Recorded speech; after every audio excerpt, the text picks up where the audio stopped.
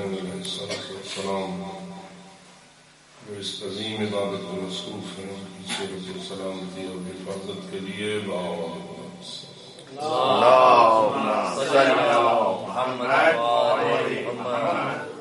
تعجیل ظہور حضرت قائم آل محمد علیہ السلام کے لیے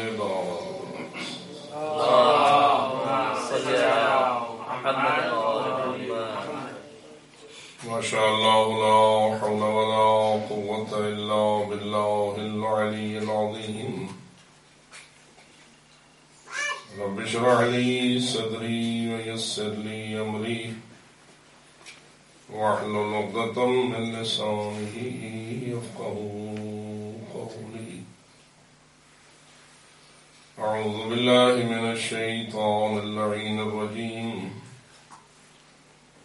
بسم الله الرحمن الرحيم الحمد لله رب العالمين والصلاة والسلام على أشرف الأنبياء والمرسلين سيدنا ونبينا وشفيع ذنوبنا وطبيب قلوبنا ومولانا أبي القاسم محمد اللهم صل على محمد والصلاة والسلام على أهل بيته الطيبين الطاهرين المعصومين الغر الميامين المنتجبين المكرمين الذين قال الله تعالى في حقهم إنما يريد الله ليذهب عنكم الرجس أهل البيت ويطهركم تطهيرا اللهم صل على محمد وآل محمد ورحمة الله على أحبابهم وأصحابهم وشيعتهم ومواليهم أجمعين ولعنة الله على أعدائهم وقاتليهم وظالميهم ملعونين من يوم ظلمهم إلى أبد الآبدين أما بعد فقد قال الله تبارك وتعالى في كلامه المبين وخطابه المتين بسم الله الرحمن الرحيم ولتكن منكم أمة يدعون إلى الخير ويأمرون بالمعروف وينهون عن المنكر وأولئك هم المفلحون اللهم صل على محمد وآل محمد بارگاہ قدس میں مخلصانہ اور عاجزانہ استدعا ہے بحق محمد و اہل بیت محمد بحق انبیاء و مرسلین شہداء و صدیقین بالخصوص شہداء کربلا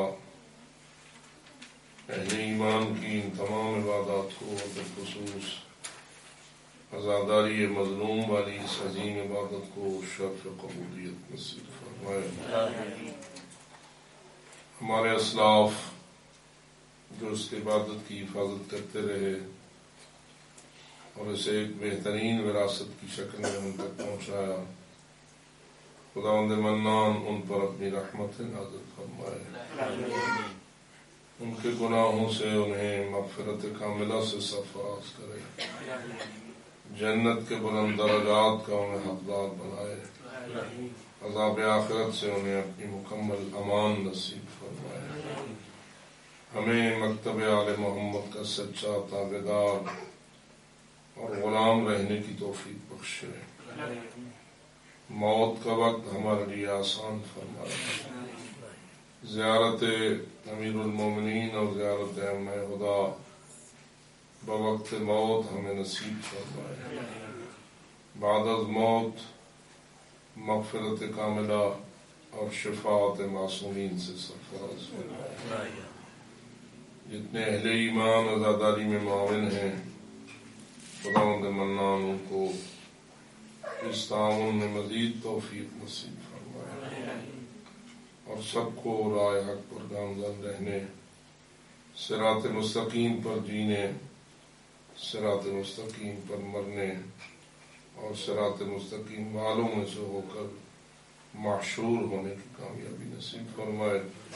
اپنی ان دعاؤں کی قبولیت کے لیے اور جمیع حاجات کی برابری کے لیے بآواز بلند سے اللہم صلی علی محمد وآل محمد۔ ارشاد قدسی خداوندی جس میں رب العزت نے اہل ایمان کی اہم ترین ذمہ داری یہ بیان فرمائی ہے کہ تمہیں اصلاح امت کے لیے ہمیشہ اپنی ذمہ داریوں کو ادا کرنا چاہیے، اور اس اصلاح کی ذمہ داری کی ادائیگی کا مؤثر ترین طریقہ امر بالمعروف اور نہی عن المنکر ہے۔ جب تک یہ فرض زندہ رہے گا اور آباد رہے گا، امت مسلمہ کو شیطان ورغلانے اور اسے فاسد کرنے میں کامیاب نہ ہوگا، اور اگر کوئی مفسد عناصر فساد پھیلانے کی کوشش بھی کریں گے تو امر بالمعروف اور نہی عن المنکر ہی ان کے فساد سے امت کو بچانے کا ضامن ہوگا۔ یہی وجہ ہے کہ حضرت امام حسین علی ابن ابی طالب علیہ السلام نے جب اپنے قیام کا آغاز کیا تو اگرچہ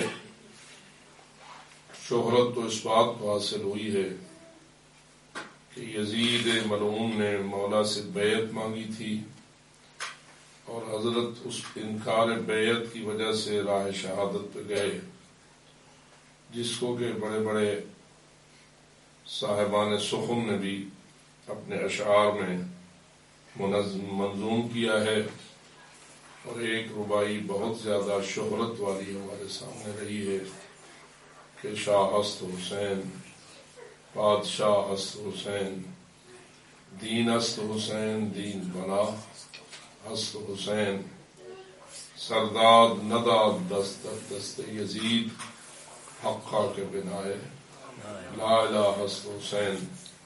خواجہ معین الدین اجمیری اپنی عقیدتوں کا بیان کرتے ہوئے اور حقیقت کو روشن کرتے ہوئے فرماتے ہیں کہ شاہ بھی ہیں حسین، بادشاہ بھی ہے حسین، لیکن سمجھنا چاہیے کہ وہ کوئی عام قسم کے بادشاہ نہیں ہیں، وہ کوئی دنیا کے بادشاہوں کی مثل صاحب تاج و تخت قسم کے بادشاہ نہیں ہیں، صاحب دولت و ثروت اور اقتدار ظاہری پر فائز قسم کے بادشاہ نہیں ہیں، بلکہ دین است حسین، دین پناہ است حسین۔ وہ ایسے بادشاہ ہیں کہ جنہیں دین بادشاہ قبول کرتا ہے، وہ ایسے بادشاہ ہیں جنہیں اسلام اپنا شاہ تسلیم کرتا ہے، اور نوبت یہاں تک ہے کہ خود دین ہے حسین اور دین کو پناہ دینے والے ہیں حسین۔ لفظ دین پناہ اس عمل کی طرف اشارہ ہے کہ جب دور یزید آیا تو دین اتنا بے وارث ہو گیا تھا اور اس طرح مظلومیت میں غرق کر دیا گیا تھا کہ اپنی زندگی اور بقا کے لیے دین کو کسی پناہ دینے والے کی ضرورت تھی۔ اگر دین کو کوئی پناہ دینے والا نہ ہوتا تو بظاہر ایسا ہوتا ہے کہ دین چند دن کا مہمان تھا اور بالآخر وہ موت کی آغوش میں سو جاتا، اور جب دین حق موت کی آغوش میں سو جاتا تو پھر اس کے بعد کوئی نیا رسول تو آنا نہ تھا، کوئی جدید نبی تو آنا نہ تھا، نہ کوئی قرآن نازل ہونا تھا اور نہ کوئی کتاب، تو نتیجہ یہ نکلتا کہ آخری نبی کی آخری کوششیں ہمیشہ کے لیے موت کی آغوش میں سو جاتی اور اللہ کا دین ہمیشہ کے لیے اس کائنات سے ختم ہو جاتا۔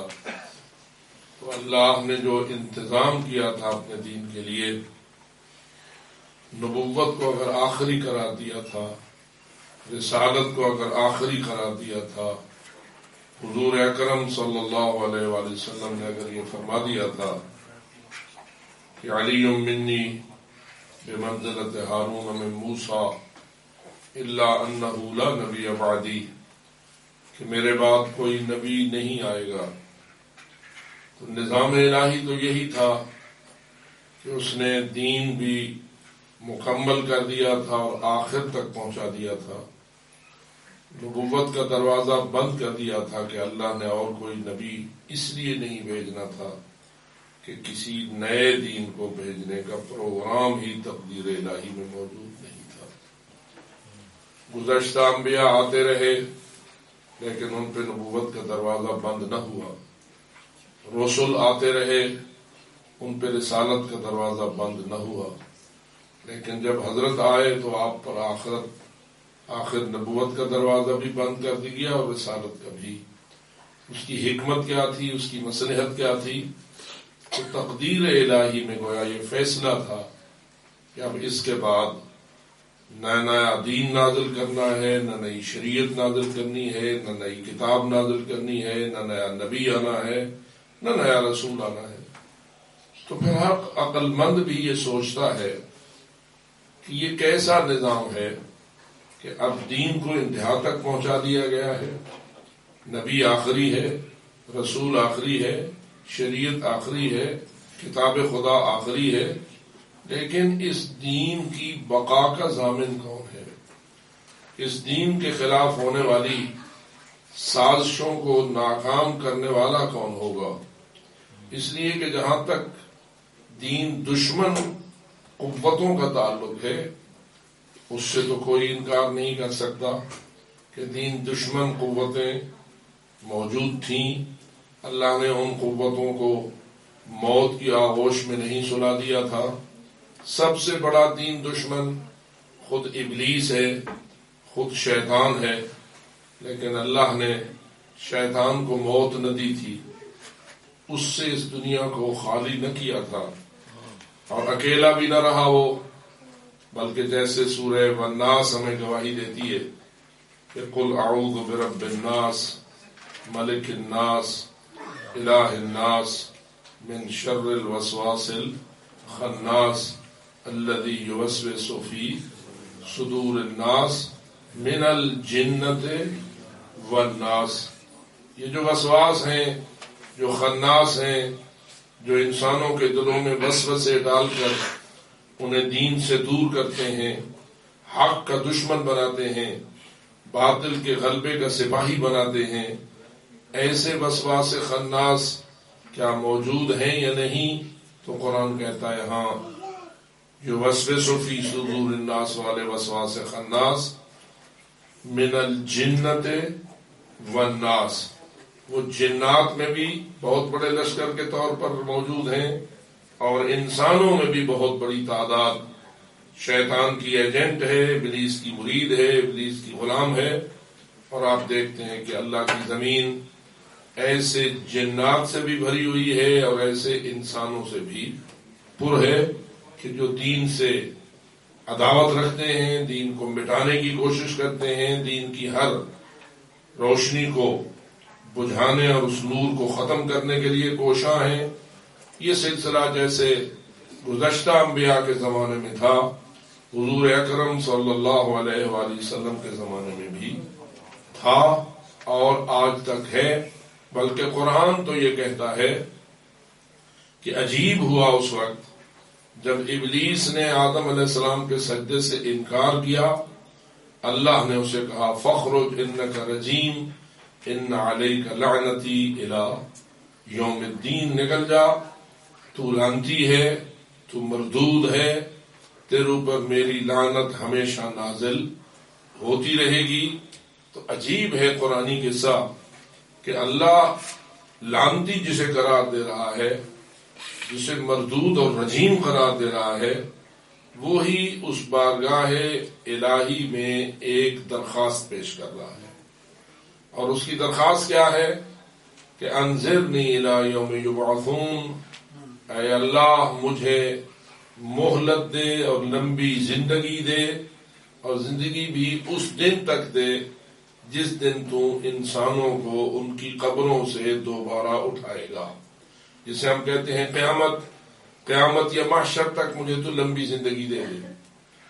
اب دیکھنا یہ ہے کہ ایک تو وہ یہ مانتا ہے، ابلیس ہونے کے باوجود تسلیم کرتا ہے کہ جو مجھ پہ ناراض ہو گیا ہے اللہ، جو میرا خالق ہے، میری موت و حیات بھی اسی کے دست قدرت میں ہے، اور اب میں اسے ناراض کر بیٹھا ہوں۔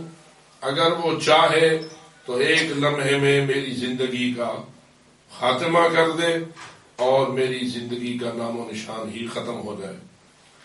اس نے بارگاہ الہی میں درخواست دے دی کہ اے اللہ، ناراض تو تو مجھ سے ہو گیا، لعنت تو تو نے مجھ پہ کر دی، مردود اور رجیم تو میں بن گیا، لیکن کم از کم مجھے جلدی سے موت نہ دینا، بلکہ مجھے لمبی مہلت دینا۔ اب میں حیران ہوں، کیا خیال ہے آپ کا؟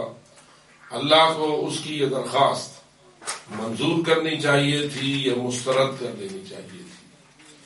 تو ہم تو بظاہر اپنی چھوٹی عقل کے ساتھ یہی کہیں گے کہ جب وہ ملعون ہو گیا تھا، جب وہ لعنتی ہو گیا تھا، جب وہ مردود اور رجیم قرار دے دیا گیا تھا، اللہ نے اسے اپنی بارگاہ رحمت سے دھتکار دیا تھا اور کہہ دیا تھا فخرج، نکل جا، میرے ہاتھ یعنی کوئی حیثیت نہیں اور کوئی مقام نہیں۔ تو اب اس کی درخواست کو قبول کرنا، اور وہ بھی اتنی لمبی زندگی کی درخواست قبول کرنا کہ جس سے بڑھ کر اور کسی زندگی کا تصور بھی بظاہر نہیں ہے، تو اسے ظاہراً اللہ قبول نہ کرتا تو کیا خیال ہے، ہم انسانوں کا کچھ فائدہ ہوتا یا نقصان ہوتا؟ بلند صلوات۔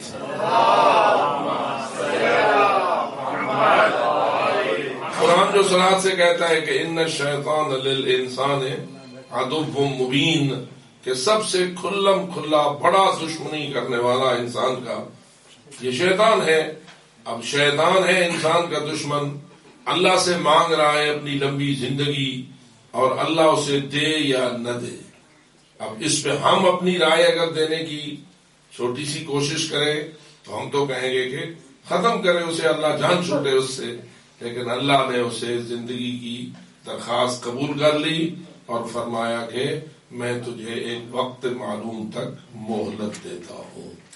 اب معلوم ہوا کہ اللہ کا پروگرام یہی ہے کہ ایک طرف مثبت قوتیں موجود ہوں تو دوسری طرف منفی قوتیں موجود ہوں، ایک طرف خیر کی قوتیں موجود ہوں تو دوسری طرف شر کی طاقتیں بھی موجود ہوں، اور ان دونوں کے درمیان رہ کر انسان صراط مستقیم پر چلے تو حقدار بنتا ہے کہ میں اسے ابدی سعادت نصیب کروں۔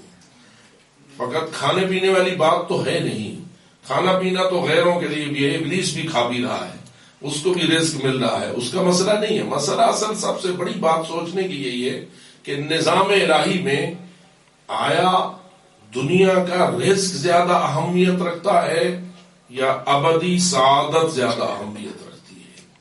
خالق کے نزدیک ایک ابدیت ہے، یعنی انسان کو ہمیشہ زندہ رکھنا، یہ خالق کا تقدیری فیصلہ ہے۔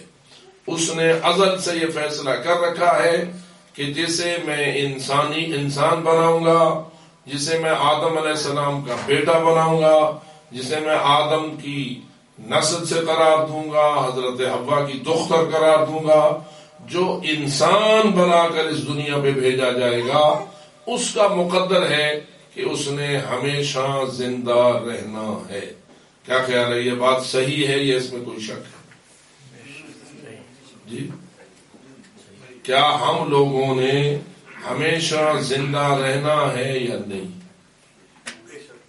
اب بہت سارے لوگ بیچارے کہتے ہیں ہمیں تو موت پہ ہمارا خاتمہ ہو جائے گا، جب موت آ جائے گی تو ختم ہو جائے گا مسئلہ. تو یہی تو پتہ چلتا ہے کہ اسلام کیا ہے اور کفر کیا ہے. کافر یہ نظریہ رکھتا ہے کہ موت پہ سب کچھ ختم، لیکن مسلمان یہ نظریہ رکھتا ہے کہ موت کے بعد بھی زندگی ہے اور ہے بھی ہمیشہ کی. اس بات پہ اگر انسان اپنے عقیدے کو بٹھا دے اور اپنے ایمان کی گہرائی میں اس امر کو داخل کر دے کہ میں نے ہمیشہ زندہ رہنا ہے، یہ چند دن جو موت تک کی زندگی ہے یہ میری اصلی زندگی نہیں ہے، یہ محدود زندگی میرا اصل مقدر نہیں ہے، میری تقدیر بنانے والے نے میرے بارے میں یہ فیصلہ کر رکھا ہے کہ میں نے ہر انسان کو ہمیشہ زندہ رکھنا ہے، تو پھر وہ پروگرام بھی اپنا ہمیشہ زندہ رہنے کی سوچ پر بناتا ہے. کیونکہ انسان نے جتنا کہیں رہنا ہوتا ہے اسی کے مطابق پروگرام بناتا ہے. میں نے فرض کیجیے چند دن کے لیے آپ کے اس شہر میں آنا تھا تو میں اتنے دن کا ہی پروگرام بنا کے آیا. یہ میں نے اگر یہاں 20 دن رہنا تھا تو میں نے کوئی 200 دنوں کا پروگرام نہیں بنایا. میں نے اگر کہیں 1 مہینے کے لیے آنا ہے تو میں سال کا پروگرام بنا کے نہیں آؤں گا. کہیں سال میں نے رہنا ہے تو وہاں میں 10 سال کا پروگرام بنا کے نہیں آؤں گا. جہاں بھی اگر آپ 1 گھنٹے کے لیے جاتے ہیں تو آپ کا پروگرام اس 1 گھنٹے کے مطابق بنتا ہے. اگر آپ 1 سال کے لیے جاتے ہیں تو 1 سال. جتنا آپ نے کہیں جانا ہوتا ہے رہنا ہوتا ہے ہر عقل مند اپنا پورا پروگرام اس لمٹ کے اندر بناتا ہے. اب سوال یہ ہے کہ ہم اگر مانیں گے اور ایمان رکھیں گے اور یقین رکھیں گے اس بات پر، اسی کو حق و حقیقت تسلیم کریں گے کہ ہم نے ہمیشہ زندہ رہنا ہے، تو ہم اپنا پروگرام بھی ہمیشہ کے مطابق بنائیں گے. اور اگر ہم نے یہ ماننا ہے کہ 50 سال کے لیے ہماری زندگی ہے، 70 سال کے لیے ہماری زندگی ہے، اس کے بعد ہمارا کچھ بھی نہیں، ایسے ہے جیسے لکڑی جل گئی، ایسے ہی ہے جیسے کوئی چیز ہوا میں ختم ہو گئی اور میں بالکل ختم ہو جاؤں گا اور دوبارہ میرے لیے کچھ بھی نہیں ہے، کوئی زندگی نام کی چیز نہیں ہے، تو پھر واضح ہے کہ میں وہی کچھ پروگرام بناؤں گا جتنا میں نے اپنے لیے تسلیم کیا ہے. آدم علیہ السلام سے لے کر خاتم الانبیاء صلی اللہ علیہ وآلہ وسلم تک تمام انبیاء نے، ان کے پہلے وارث سے لے کے آخری وارث تک تمام وارث ہے سید الانبیاء نے. پہلی کتاب اللہ کی یا پہلا صحیفہ اللہ کا وہاں سے لے کے آخری کتاب قرآن تک، اس تعلیم میں کوئی شک نہیں ہے اور کوئی جھول نہیں ہے کہ اللہ کا پروگرام ہمیشہ کا ہے. آدم علیہ السلام نے بھی یہی کہا، نوح علیہ السلام نے بھی یہی کہا، حتیٰ کہ جو بھی کوئی چھوٹا یا بڑا نبی آیا اس نے اپنی امت کو یہی پیغام دیا کہ موت پہ بات ختم نہیں ہے، موت کے بعد زندگی ہے. جو زندگی ابدی پہ یقین رکھتا ہے وہ باواز بلند صلوات.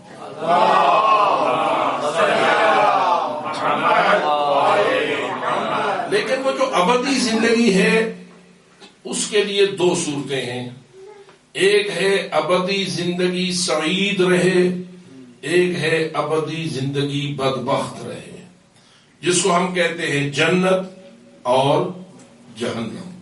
اگر وہ ابدی جنت نصیب ہو گئی تو اس سے بڑھ کر اور کوئی سعادت نہیں ہے، اور اگر ابدی جہنم مل گئی تو اس سے بڑھ کر کوئی شقاوت نہیں ہے.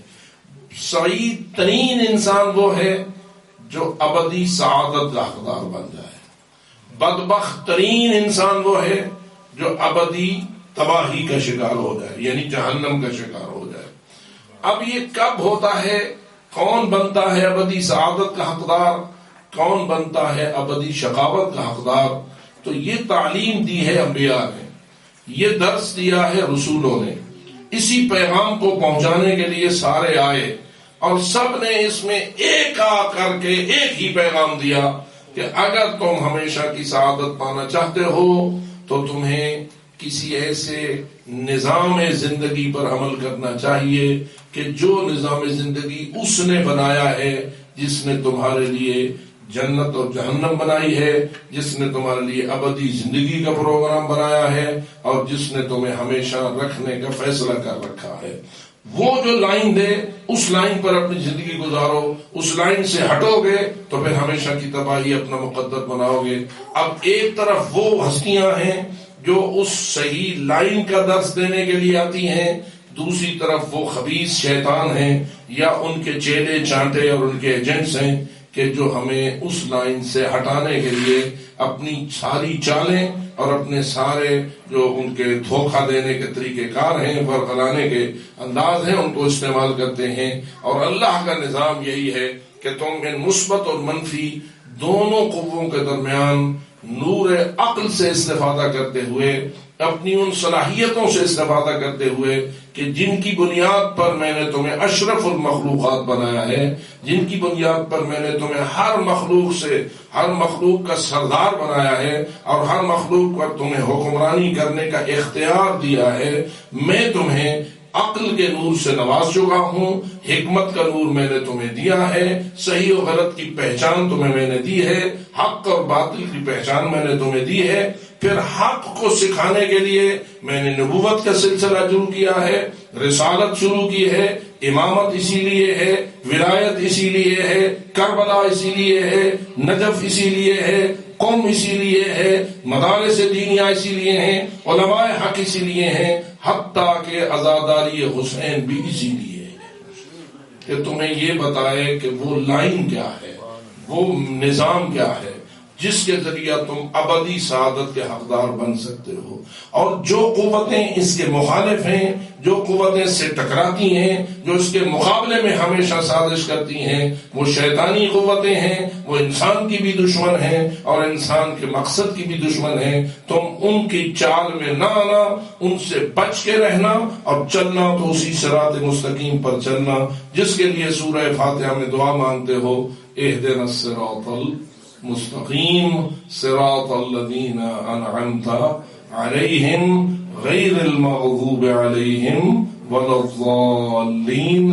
اے اللہ مجھے صراط مستقیم کی ہدایت نصیب فرما، جو ان ہستیوں کا راستہ ہے کہ جن پہ تو نے اپنے انعامات کیے ہیں، جن کو تو نے نبوت والا انعام دیا ہے، جن کو تو نے رسالت سے نوازا ہے، جن کو تو نے عصمت سے نوازا ہے، جن کو تو نے امامت کا صحرا عطا فرمایا ہے، جن پر تو نے ولایت کا تاج نازل کیا ہے، جن کو تو نے ہمارا راہبر و پیشوا و مقتدا قرار دیا ہے۔ ہمیں ان کے رستے پہ چلائے رکھنا اور بچائے رکھنا ہمیں ان کے رستے سے جن پر تیرا غضب ہوتا ہے، اور جو گمراہ ہو جاتے ہیں اس لیے کہ جن پہ تیرا غضب ہوتا ہے وہ ابلیس کے چیلے ہوتے ہیں، اور جن پہ تیری رحمت اور انعام ہوتا ہے وہ محمد و آل محمد لائق صلوات ہستیاں ہوتی ہیں۔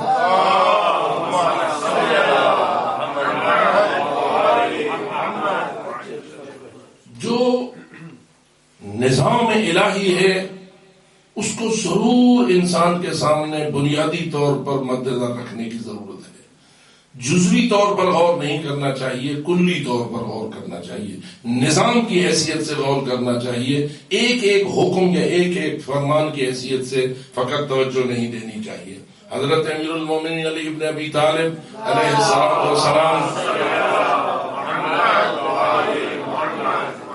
ایک ارشاد قدسی تلاوت کر دوں آپ کی خدمت میں۔ حضرت علی مولا فرماتے ہیں، ان اللہ تعالی خلق الملائکہ فرکب فیہم العقل وخلق البہائم فرکب فیہا الشہوہ وخلق بنی آدم فرکب فیہم العقل والشہوہ فمن غلب عقلہ علی شہوتہ فہو اعلی من الملائکہ ومن غلب شہوتہ علی عقلہ هو ادنی من البہائم۔ علی ولی جو حقیقت شناس ہے، کائنات کی ہر حقیقت کے پہچاننے والے کا نام علی ہے، جو ہر حقیقت کی گہرائی سے آشنا ہے۔ اس کا علم جزوی قسم کا نہیں ہے بلکہ اس کا علم کل کائنات کی گہرائیوں سے آشنائی پر مشتمل ہے۔ انسان کو سمجھنا، جنات کو سمجھنا، ملائکہ کی حقیقتوں کو سمجھنا، ہم جو ملائکہ کو دیکھ ہی نہیں سکتے تو ہم ملائکہ کی حقیقت سے کیا آشنا ہو سکتے ہیں؟ ہم جو جنات کا ادراک ہی نہیں کر سکتے تو ہم ان کے حقائق سے کیسے آگاہ ہو سکتے ہیں؟ لہذا ایسی مخلوقات کے حقائق سے آگاہ وہی ہو سکتے ہیں جو علم لدنی کے مالک ہوتے ہیں، جن کو اللہ نے اپنے علم سے آراستہ کیا ہوتا ہے۔ اس لیے کہ اللہ خالق ہے، ہر شے کا، ہر چیز کی حقیقت خود اللہ نے بنائی ہے، اور ہر چیز کی ماہیت کا موجد خود اللہ ہے۔ اب اگر موجد بتائے گا تو آگے علم صحیح پہنچے گا۔ جیسے کہ مثلا آج کل آپ کسی بھی الیکٹرانک مشین کے خریدار بنتے ہیں اور اس دکان پہ جاتے ہیں اور وہاں سے کوئی بھی چیز لیتے ہیں، تو جو موجد ہوتا ہے اس چیز کا، جس نے بنائی ہوتی ہے، وہ ایک بک لیٹ اس کے اندر رکھتا ہے، اور وہ ہدایت نامہ ہوتا ہے اس بات کا کہ اس چیز کو تم نے ان شرائط اور ان آداب کے ساتھ استعمال کرنا ہے، اگر ایسے استعمال کرو گے تو استعمال صحیح ہوگا اور تمہارے لیے مفید ہوگا، اور اگر اس سے ہٹ جاؤ گے تو استعمال غلط ہو جائے گا اور یہ چیز تمہیں فائدہ نہ دے سکے گی۔ تو جو بنانے والا ہے وہ زیادہ عالم ہوتا ہے۔ بتائیے انسان کا بنانے والا کون؟ اللہ۔ جنات کا بنانے والا کون؟ اللہ۔ ملائکہ کا بنانے والا کون؟ اللہ۔ تو ملائکہ کی حقیقت، انسان کی حقیقت، جنات کی حقیقت اور باقی مخلوقات کی حقیقت کو ہم جتنا بھی کوشش کریں، ہم اس کا صحیح علم اور کامل علم نہیں حاصل کر سکتے۔ اگر کمال علم ہمیں حاصل ہو سکتا ہے تو اسی دروازے سے جس نے فرمایا کہ انا مدینۃ العلم وعلی بابها من اراد العلم فلیأت من الباب، میں علم کا شہر ہوں، علی اس کا دروازہ ہے، جو اس علم کا گداگر ہے اسے اس دروازے پہ آنا چاہیے۔ بآواز بلند صلوات۔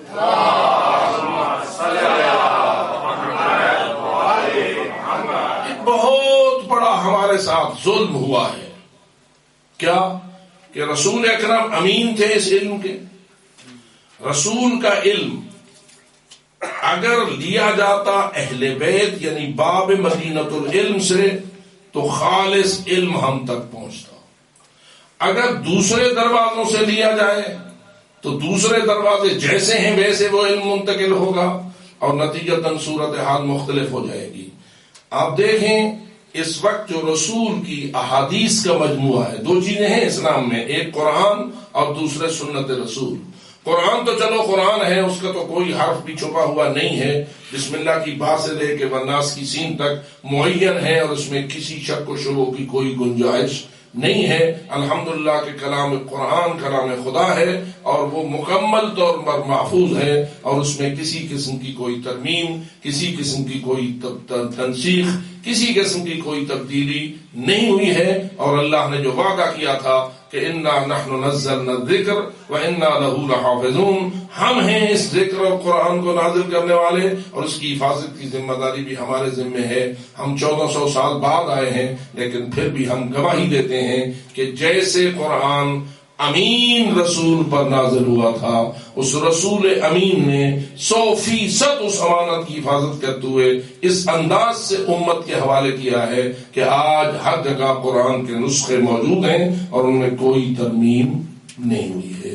شکریہ ادا کیے جائے اس امین رسول کا کہ جس نے اپنی ذمہ داری کو صحیح طریقے سے نبھایا ہے اور اس میں کسی شیطان کی کوئی مداخلت نہیں ہونے دی ہے۔ بآواز بلند صلوات۔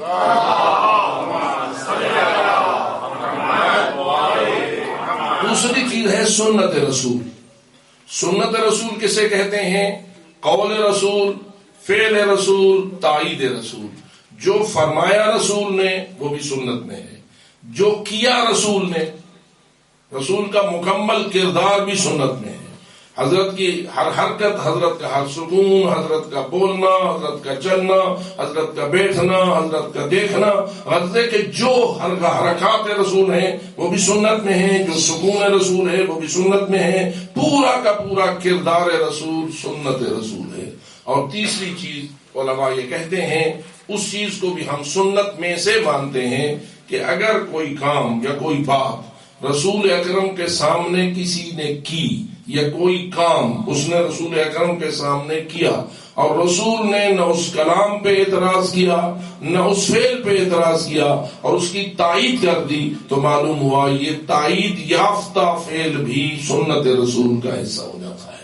بآواز بلند صلوات۔ محمد۔ اس کی بنیاد اسی بات پر قائم ہے کہ اگر وہ رسول کو قبول نہ ہوتا، اگر وہ رسول اکرم کے نزدیک صحیح نہ ہوتا، تو الامر بالمعروف والنہی عن المنکر کے ضابطے کے مطابق پیغمبر اکرم کو چاہیے تھا کہ ضرور اس پہ کوئی تنقید کرتے، ضرور اس پہ کوئی اعتراض کرتے، ضرور اس کے اوپر کوئی جنبش کرتے، جس سے پتہ چل جاتا کہ پیغمبر اکرم کے نزدیک یہ بات صحیح نہیں ہے یا یہ حرکت صحیح نہیں ہے۔ حضرت کا خاموش رہنا یہ تائید کے مترادف ہے، کیونکہ امر بالمعروف اور نہی منکر کا تقاضا یہی ہے کہ جہاں غلط ہو وہاں بولو، جہاں غلط ہو وہاں کوئی بات کرو، تاکہ پتہ چلے کہ غلط کیا ہے اور صحیح کیا ہے۔ تو اس لیے یہ ساری سنت رسول ہے۔ اب سنت رسول کو بیان کرنے والی ہیں روایات اور احادیث۔ احادیث کے ذریعہ رسول کی سنتیں منتقل ہوئی ہیں، احادیث کے ذریعہ رسول کا کردار منتقل ہوا ہے، احادیث کے ذریعہ رسول کے کلمات اور کلام منتقل ہوا ہے، احادیث کے ذریعہ رسول کی وہ تیسری سنت کا حصہ وہ بھی منتقل ہوا ہے۔ لیکن جو بہت بڑا ہمارے لیے مسئلہ کھڑا کیا ہے وہ ان لوگوں نے کیا ہے جنہوں نے سنت رسول کو اہل بیت سے نہیں لیا، دوسروں سے لیا۔ یہ نقطہ بڑا اہم ہے، علمی طور پر بڑا اہم ہے، اس لیے کہ بالفاظ دیگر دو دروازے کھولے گئے۔ ایک دروازہ تھا اہل بیت والا، بذریعہ اہل بیت سنت رسول تک پہنچنا، ایک تھا دوسرے لوگوں والا، ان کے بیانات کے ذریعہ، ان کی روایات کے ذریعہ، ان کی نقل بیانی کے ذریعہ رسول کی سنت تک پہنچنا۔ ایک طرف معصوم دروازہ تھا اور دوسری طرف غیر معصوم وسیلہ تھا۔ اب بتائیے، جہاں غیر معصوم دروازہ ہو وہ برابر ہو سکتا ہے معصوم کے؟ غیر معصوم خطا کرتا ہے، غیر معصوم بھولتا ہے، غیر معصوم سہو و نسیان کرتا ہے، غیر معصوم پر بہت ساری باتیں غالب آ جاتی ہیں، کہیں ڈر جاتا ہے، کہیں خوف کا شکار، کہیں لالچ کا شکار، کہیں طمع کا شکار، کہیں حسد کا شکار، کہیں غصے کا شکار، کہیں کیا مختلف قسم کے عوامل اس کے اوپر اثر انداز ہوتے ہیں، اور جس کا نتیجہ نکلتا ہے کہ اس کی امانت اس طرح امانت نہیں رہتی جیسے کہ رہنا چاہیے۔ اس لیے یہ بہت بڑا مسئلہ ہے۔ ایک طرف ہیں سیاستہ، دوسری طرف ہیں کتب اربعہ۔ کتب اربعہ والوں نے اہل بیت سے لیا ہے، سیاستہ والوں نے کسی اور سے لیا ہے، اور نتیجہ یہ ہے کہ اب امت کے سامنے اہل بیت کے ذریعہ نقل شدہ روایات اگر ہیں تو فقط شیعان آل محمد تک محدود ہیں، دوسرے اس کو ٹچ کرنا ہی پسند نہیں کرتے، اس کی طرف جانا ہی پسند نہیں کرتے، جس کا نتیجہ جو نکلا ہے کہ ادھر اسلام اور ہے اور ادھر اسلام اور ہے۔ بآواز بلند صلوات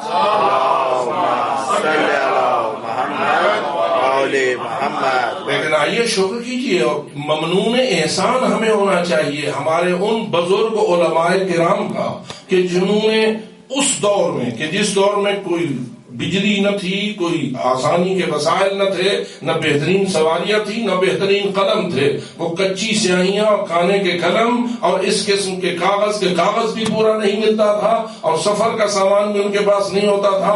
رات کو دیے کی روشنی پہ لکھا کرتے تھے اور دن کو آسمان کی روشنی پر، اور اسی طرح وسائل محدود کے باوجود انہوں نے رسول اکرم کی اور محمد و آل محمد کی احادیث کو جمع کیا ہے کہ آج وہ مذہب اہل بیت کے نام پر ہمارے سامنے موجود ہے۔ اگر وہ نہ کرتے یہ محنت تو ہمارے سامنے کلمات ائمہ اثنا عشر بھی اس طرح نہ پہنچتے جس طرح کے پہنچے ہوئے ہیں۔ تو اس لیے ہمیں جتنا بھی اپنے تشیع پر اطمینان ہے اتنا ہی ہم ممنون ہیں ان محسنوں کے کہ جنہوں نے اس ذخیرے کو محفوظ کیا ہے اور اس نور کو ہم تک منتقل فرمایا ہے۔ ایک ان کی خدمت میں صلوات بھیجیے ان کی ارواح کو خوش کرنے کے لیے۔ اللہم صلی علی محمد وآل محمد۔ شیخ توسی علیہ الرحمہ، شیخ صدوق علیہ الرحمہ، شیخ کلینی علیہ الرحمہ، یہ وہ تین بزرگ علماء کرام ہیں کہ جنہوں نے 4 کتابیں لکھی ہیں اور پوری کتابیں ہزارہ احادیث پر مشتمل ہیں جو منقول ہیں خود رسول اکرم سے یا ان کی پاک معصوم اولاد سے۔ یہی ہمارا دین ہے اور یہی ہمارے دین کا خزانہ ہے۔ دوسری طرف انفلا پھر وہ چلا جاتا ہے مسئلہ درمیان میں، کسی ابو ہریرہ تک اور بالآخر وہ رسول اکرم تک پہنچ جاتا ہے. تو رسول اکرم کی کتنی باتیں ادھر سے حق آئی ہیں اور کتنی حق نہیں آئی ہیں، اس کو تولنے کی ضرورت ہے.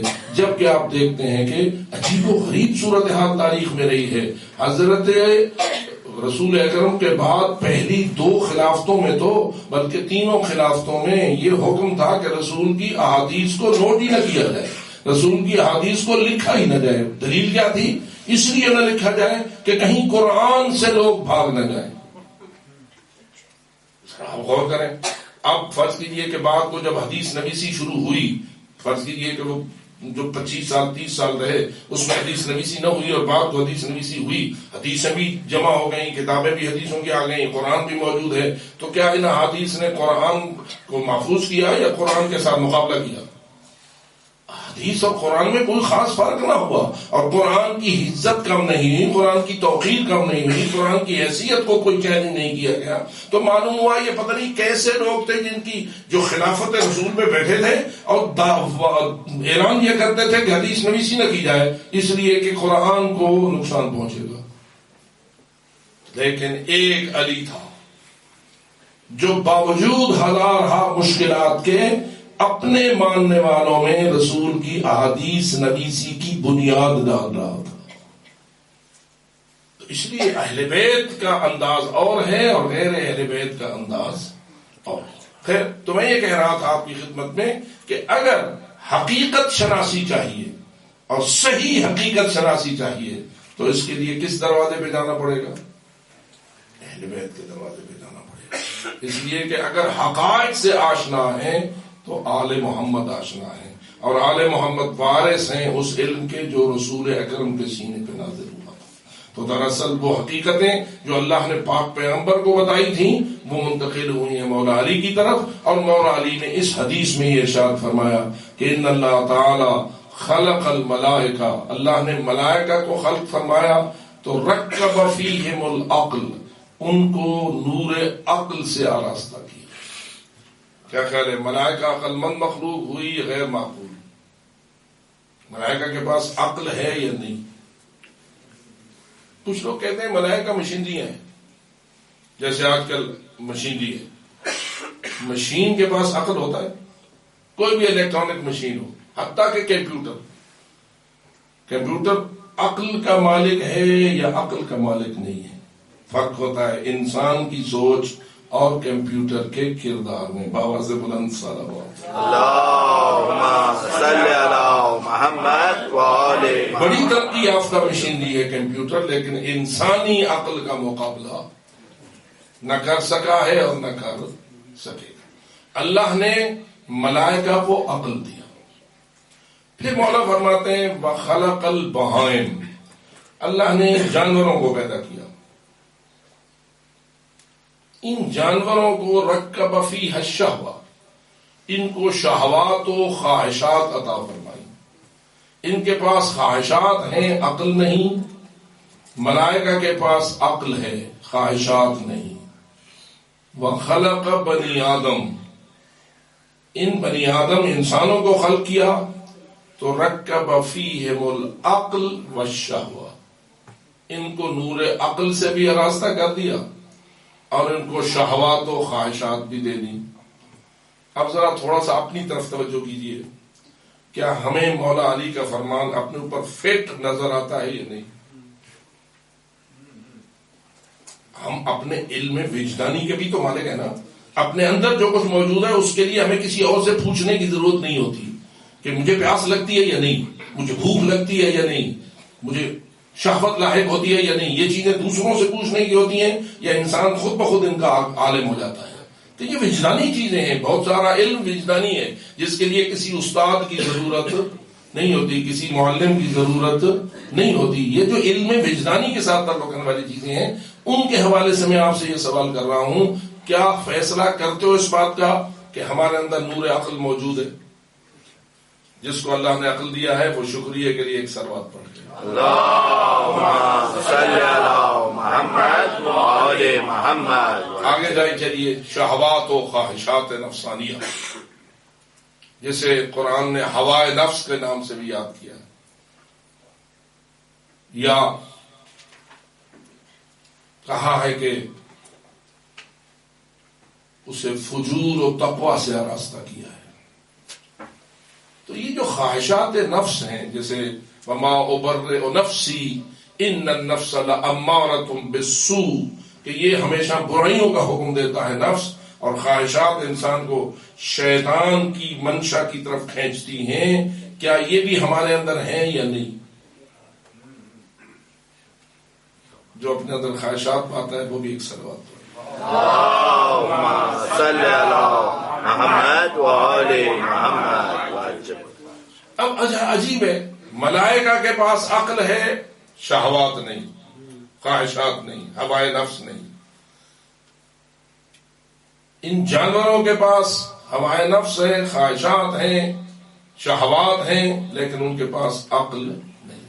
یہ وجہ ہے کہ حیوانوں نے ہزاروں برس تک میں بھی کوئی ایک ترقی نہیں کی. جنگل کا بادشاہ کون ہے؟ شیر. آج سے مثلا 20,000 سال پہلے جیسے شیر زندگی گزارتے تھے، 20,000 سال بعد بھی ویسی ہی زندگی گزارتے ہیں، یا کچھ انہوں نے ترقی کی ہے؟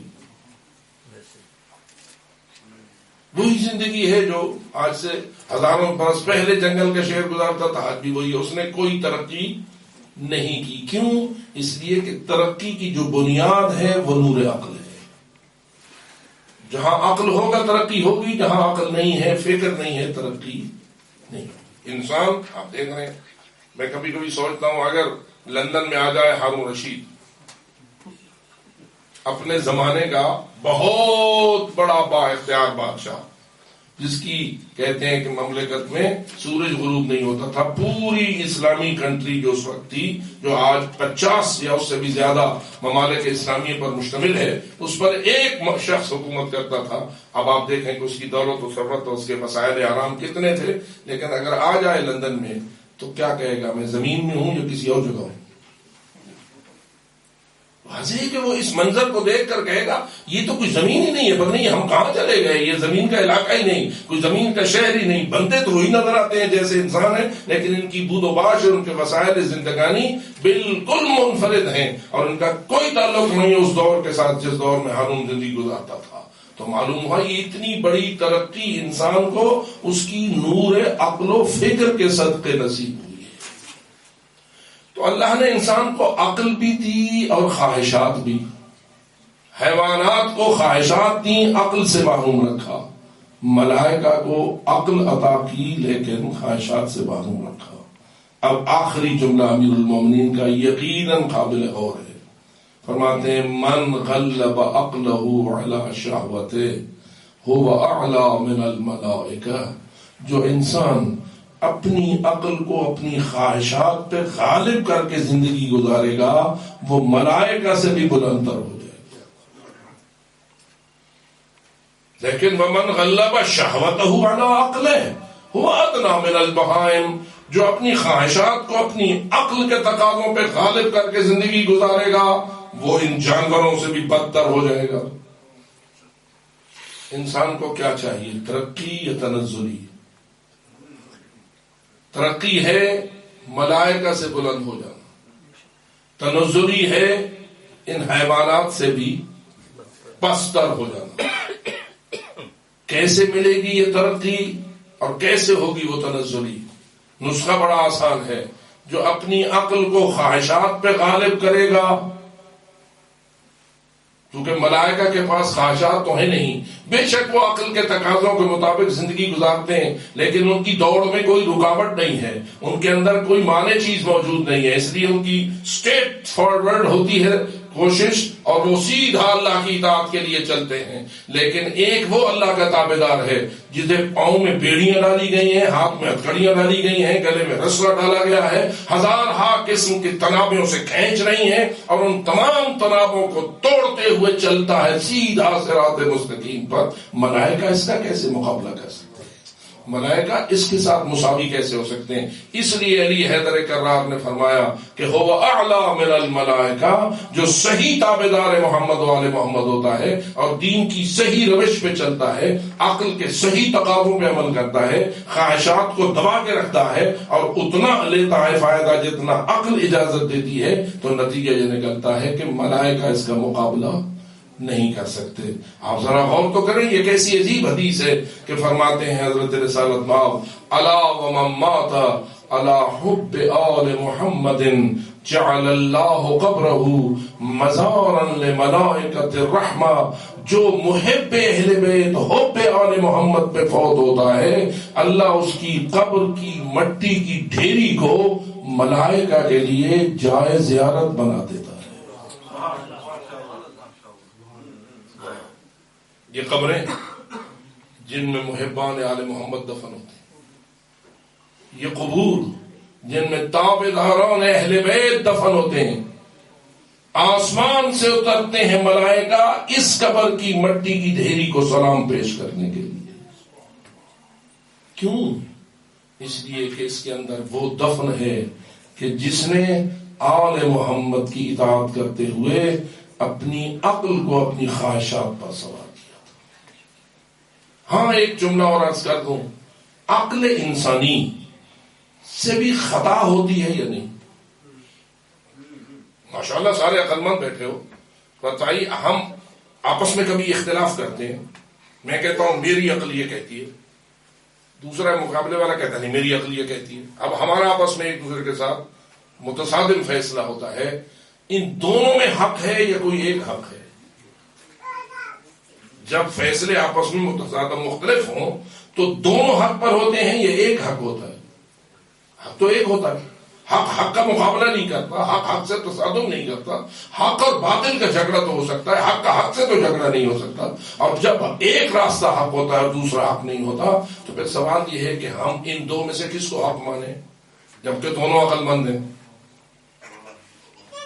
تو جواب یہ ہے کہ ہاں اللہ نے یہ بھی انتظام کیا ہے کہ عقل خاطی کے لیے ایک عقل معصوم کو راہبر بنا کر بھیجا ہے۔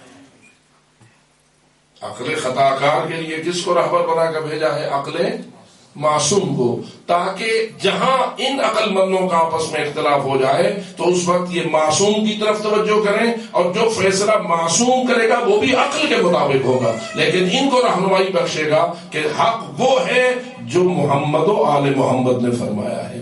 یہی وجہ ہے کہ رسول فرماتے ہیں اگر میرے بعد تم دیکھو کہ ساری دنیا ایک طرف جا رہی ہے، اکیلا علی ایک طرف ہے، تو حق ادھر ہوگا جدھر علی۔ بے شک کہ وہ سارے عقل مند ہوں گے، لیکن جب وہ علی سے اختلاف کریں گے تو وہ سب باطل پر ہوں گے اور اکیلا علی پر حق ہوگا، اس لیے کہ علی ہے انما یرید اللہ لیذھب عنکم الرجس اہل البیت ویطہرکم تطہیرا۔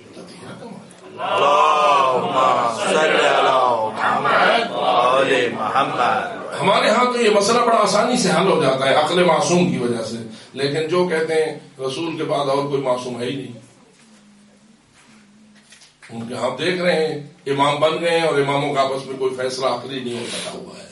بالآخر امامت تو اجتہاد کا دروازہ بند کر کے انہوں نے اپنی مشکل کو کچھ حل کرنے کی کوشش کی ہے، ورنہ اگر اجتہاد کا دروازہ ہم چلتا رہتا تو پھر کبھی بھی حق و باطل کی جنگ ختم نہ ہوتی۔ تو تاہم بہر میرے دوستو، اللہ تعالیٰ کی ذات نے ہمیں یہ شرف بخشا ہے کہ ہم اس راستے پر ہیں جو راستہ اللہ نے سعادت کا ضامن بنایا ہے، جسے اللہ نے صراط مستقیم قرار دیا ہے، اور وہ صراط مستقیم وہی ہے جس کے متعلق پاک پیغمبر نے فرمایا تھا انی تارک فیکم الثقلین کتاب اللہ وعطرتی اہل بیتی۔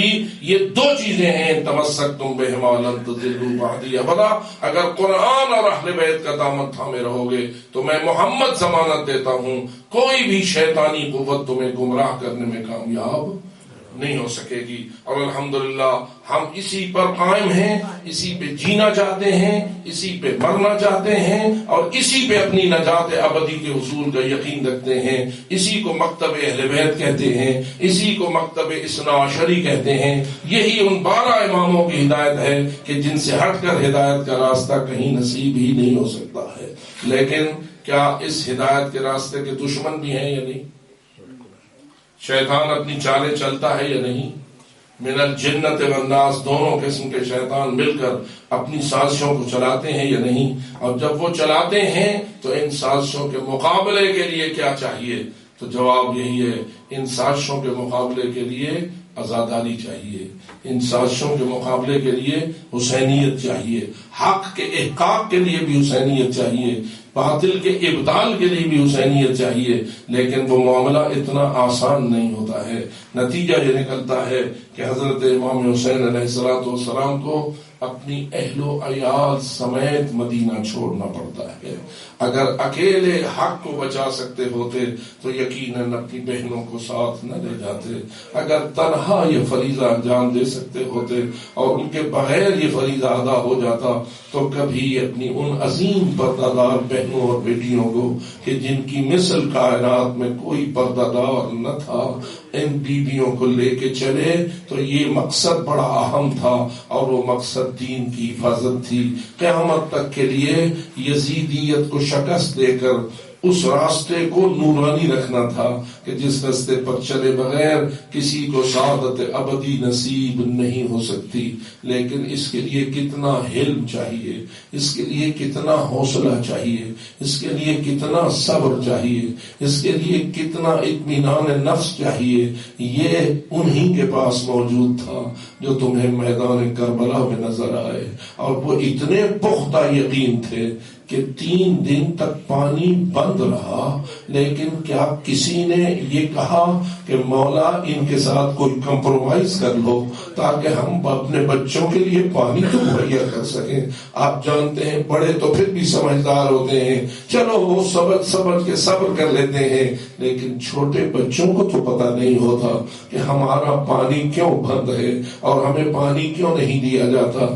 مجھے یاد پڑتا ہے ایک سفر ایسا زیارت تھا جس میں ہم ایک قافلے کے ساتھ جا رہے تھے، بس تہران سے چلی، قم کی طرف سرواں دواں تھی، موٹر وے پہ اس کا سفر تھا۔ ایرانی ڈرائیوروں کا طریقہ ہوتا ہے کہ وہ اپنے بسوں میں پانی پینے کے لیے محفوظ کرتے ہیں کہ راستے میں کہیں پانی کے انتظامات نہیں ہوتے، لیکن اس مرتبہ اس ڈرائیور کو پانی ساتھ رکھنا بھول گیا۔ جب گاڑی آدھا سفر طے کر چکی تو ایک 3-4 سال کا بچہ اس نے اپنی ماں سے پانی مانگنا شروع کر دیا۔ اب وہ ماں کا دامن پکڑتا تھا، ماں کو کہتا تھا اماں پانی۔ اب ہمارے پاس کسی کے پاس پانی موجود نہ تھا، ڈرائیور پانی لے کے آیا نہ تھا۔ 1 گھنٹہ تقریباً جو ہمارا گزرا، سارا قافلہ پریشان تھا، سب ڈرائیور کو کوس رہے تھے تو کیوں بھول گیا؟ آپ بتا اس بچے کو کیا کیا جائے؟ بچہ اس کو جتنا سمجھایا جاتا اسے تو کوئی سمجھ نہیں آتی تھی، وہ بار بار اپنی ماں کے دامن کو کھینچتا، روتا، اور اس نے پورے قافلے کو رونے پہ مجبور کر دیا۔ میں پوچھتا ہوں آخر یہ جو 7ویں سے پانی بند ہوا تھا تو ذرا بتاؤ چھوٹے بچوں کا کیا حال ہوگا؟ ماں کی گود کی زینت علی اصغر کا کیا حال ہوگا؟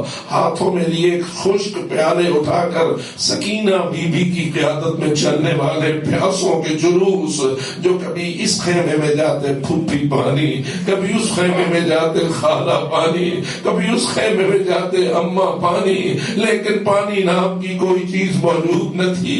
بعض روایتوں نے یہ تو بیان کیا ہے کہ ایک خیمہ تھا جس میں جب تک پانی بند نہ ہوا تھا مشکیزیں آتے تھے اور رکھے جاتے تھے، لیکن جب پانی بند ہو گیا اور کوئی پانی میسر نہ آیا تو اب بچے کیا کرتے تھے؟ اس خیمے میں جا کر جو ریت یا مٹی گیلی پڑی تھی اس پر اپنے آپ کو لٹا دیتے تھے اور اپنی کچھ پیاس کی شدت کا، کمی کا احساس کرتے تھے، لیکن ازاداروں بالآخر آہستہ آہستہ وہ گیلی مٹی بھی ختم ہو گئی اور اس میں بھی خشکی در آئی۔ اب بتاؤ ان ہستیوں کو انسان کیوں نہ خراج تحسین پیش کرے کہ جن کو پیاس کی شدت نے بھی مولا کے قدموں سے جدا ہونے پہ مجبور نہیں کیا۔ سب شدت پیاس کو بھی برداشت کرتے رہے اور مولا حسین کے مشن میں بھی ان کے ساتھ خدمت کرتے رہے، لیکن اے حسین تیری عظمت کو سلام ہے کہ آپ نے شب عاشور ان پیاسوں کا پھر امتحان لینا شروع کر دیا۔ چراغ بجھایا، جانساروں کو اکٹھا کیا. اے مولا یہ تو 3 دن کی سخت پیاس میں بھی آپ کے قدموں کو نہیں چھوڑا انہوں نے، پھر ان کا امتحان کیوں لیتے ہو؟ لیکن امام گویا یہ بتانا چاہتے ہیں مجھے ایسے خالص موتیوں کی ضرورت ہے جن میں کوئی عیب خواہشات نفس کا موجود نہ ہو، تاکہ راہ حق میں اگر قربانیاں پیش کروں تو خالص قربانیاں، بے عیب قربانیاں پیش کروں. یہی وجہ ہے عزادارو، جب مولا نے کہا کہ کل کب شہادت کا بازار گرم ہونا ہے، یہ مجھ سے بیعت کا تقاضا کر رہے ہیں، میں نے تو بیعت کرنی نہیں، انہوں نے میرے خون سے ہاتھ ہٹانا نہیں. تم لوگ اگر چاہو زندگی سے پیار کرتے ہو تو بے شک یہ رات کا اندھیرا ہے، چلے جاؤ، میری طرف سے اجازت ہے. کوئی بھی اگر زندگی سے محبت رکھتا ہے تو چلا جائے، میں جانوں میرا مشن جانے، میں جانوں میرا ہدف جانے. عزادارو یہ کہنا تھا، تاریخ کہتی ہے سب سے پہلے جو اٹھا وہ ابو الفضل العباس تھے. سب سے پہلے علمدار کربلا ابو الفضل العباس اٹھے. معلوم ہوا اس خیمے میں امام نے جہاں اپنے انصار کو بلایا تھا وہاں اپنی اہل بیت کو بھی بلا دیا تھا کہ اگر میری اہل بیت میں سے کوئی جانا چاہتا ہے تو میں رکاوٹ نہیں بنتا. حضرت ابو الفضل العباس کا اٹھنا دلیل ہے کہ سارے اہل بیت کے جوان بھی موجود تھے، لیکن ابو الفضل العباس کا جملہ سنہری لفظوں سے لکھنے کے لائق ہے.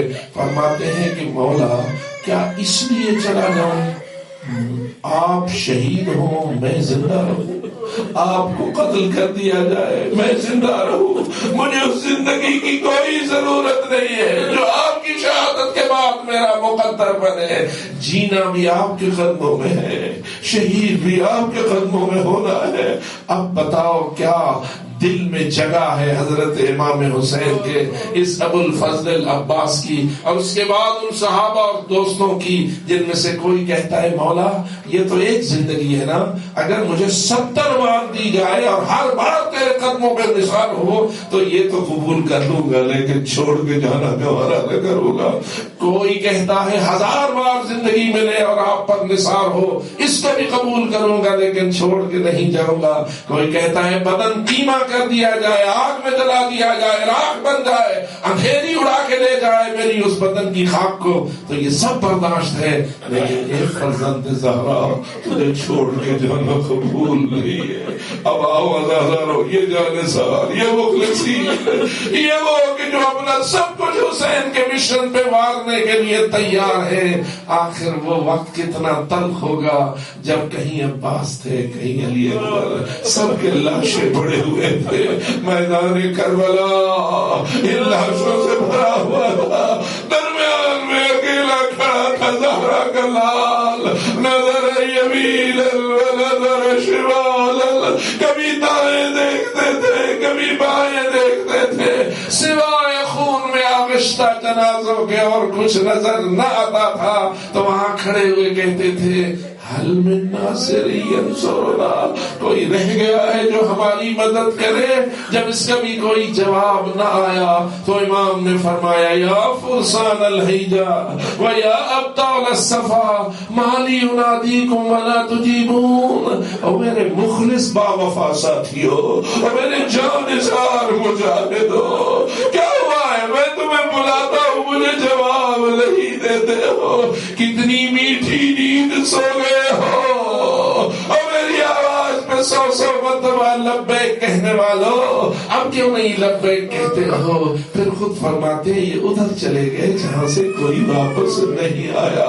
لیکن مولا آخر آپ ان جنازوں کو کیوں ندا دے رہے ہو؟ تو امام کا ایک جملہ ہمارے سامنے اس حقیقت کو روشن کرتا ہے.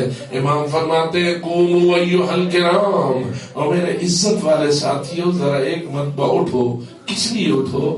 وادفعوا عن حرم رسول اللہ الطغاة اللعاب، ان خیموں کے پیچھے رسول کی بیٹیاں بیٹھی ہیں, ان خیموں کے پیچھے زہرا جائیاں بیٹھی ہیں. میں نے شجرہ شہادت دینا ہے کہ ان پر حملہ ہونا ہے.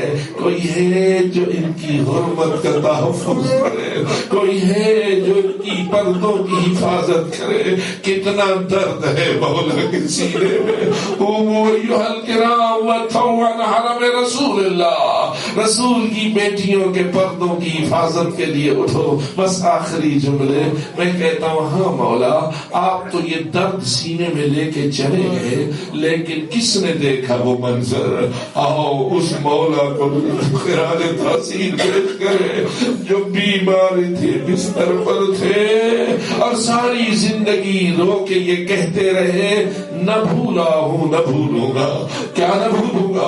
وہ منظر نہ بھولوں گا جب میں بستر مرض پر تھا اور باہر سے آواز آئی تھی لوٹو تبرکات علی اور بطول کو. ہاتھوں میں لیے درندے نیزے گھوڑوں پہ چڑھے ہوئے ان خیموں میں آئے جن میں رسول کی وہ بیٹیاں بیٹھی تھی جو سارا دن لاشوں پہ روتی رہی تھی.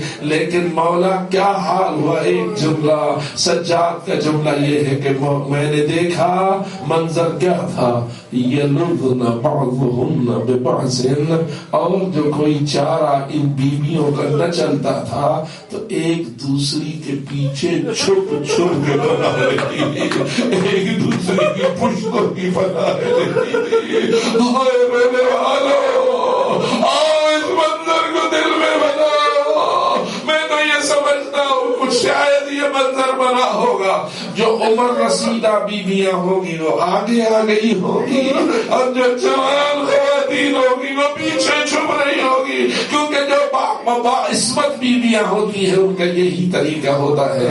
لیکن نہ بچا کچھ, لٹ گئی چادریں, چھن گئے زیور, آواز آئی چلا دو ان خیموں کو. اور بیویاں اپنے سروں میں خاک ملائے ہوئے آواز دے رہی تھی واہ حجابا, ہائے ہمارا پردہ. خداوند تعالیٰ نے ان تمام صبر آزما مراحل سے آل محمد کو گزارا ہے, لیکن صراط مستقیم کو دشمنوں کے واروں سے بچایا ہے. خداوند تعالیٰ ہمیں اس صراط حق پر گامزن رہنے کی توفیق عطا فرمائے. الا لعنت اللہ علی القوم الظالمین وسيعلم الذين ظلموا أي منقلب ينقلبون. مرحومین کے لیے فاتحہ.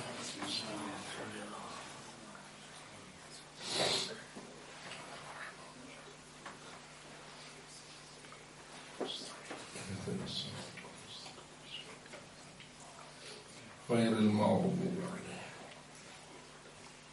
بسم الله الرحمن الرحيم. لم يلد ولم يولد. بسم الله الرحمن الرحيم. لم يلد ولم يولد. بسم الله الرحمن الرحيم. لم يلد. اللهم صل على محمد اللهم اغفر للمؤمنين والمؤمنات والمسلمين والمسلمات الأحياء منهم والأموات. تابع بيننا وبينهم بالخيرات إنك مجيب الدعوات وإنك على كل شيء قدير. اللهم يا دافع البليات ويا مقيل العثرات ويا محيي